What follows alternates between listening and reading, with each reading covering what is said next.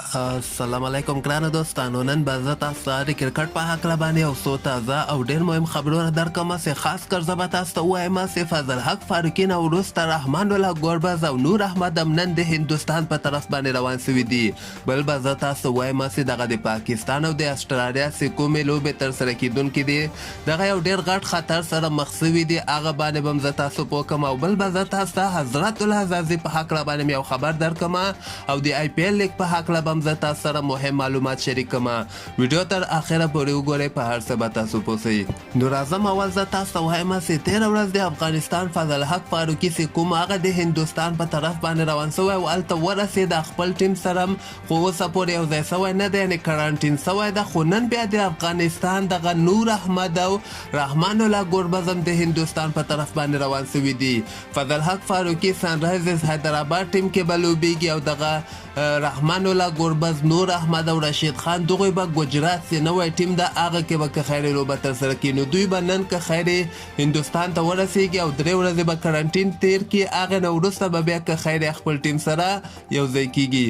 دې نه علاوه به زه تاسو ته آی پی ایل لیګ نه یو خبر درکوم چې په آی پی ایل کې دغه پونیم یو نوی ټیم ده، هغوی مارک وډ په 2.5 کروړه هندي پیسو باندې اخیستلی و، خو دغه لوبغاړی انفټ سوی ده. د دغسې خبر ورکړی ده چې دغه کال ته آی پی ایل کې زه لوبه نسم ترسره کولی ځکه انفټ سوی ده، چې ډېر زیات خفګان یې ورته ښودلی ده. خو دغه پونې ټیم چې کوم ده دغوی به د مارک وډ په ځای باندې یو بل لوبغاړی اخلي. فلحال خو دوی نه ده اخیستلی، ګورو چې دغه راتلونکي وختو کې کوم یو لوبغاړی دوی خپل ټیم کې اخلي.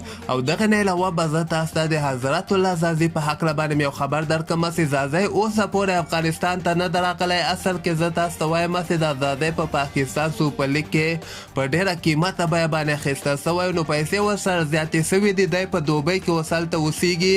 فلحال یې داسې فیصله نه ده کړې، خو ګورو دی کیدی چې دی هم هملته دوبۍ ته شفټ سي، افغانستان همیشه لپاره پرېږدي. خو اوس داسې کنفرم خبر نه ده راغلی، خو زیاتره وخت کې یعنې اوسه پورې حضرت العزازي په دوبۍ کې یعنې اوسېږي.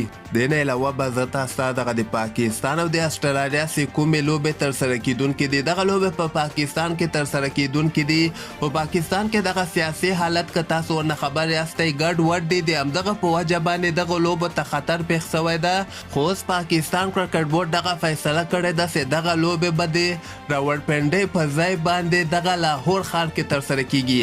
اصل کې پنډۍ کې هلته جلوسونه شروع کیږي، نو د همدغه په وجه باندې دوی دغه لوبې لاهور ښار ته اړولي دي چې دغه 50 ورځې لوبې چې 9 مارچ نه شروع کیږي. اولنۍ لوبه په 9 مارچ باندې ده، دویمه په 11 مارچ باندې ده، دریمه په 2 اپریل باندې ده او 5 اپریل باندې بیا شل ورځې لوبه هم یوه دانه شل ورځې لوبه هم ترسره کیږي. نو دغه لوبې فلحال یعنې پنډۍ کې نه ترسره کیږي، د جلوسونو په وجه باندې دغه به اوس په لاهور ښار کې ترسره کیږي.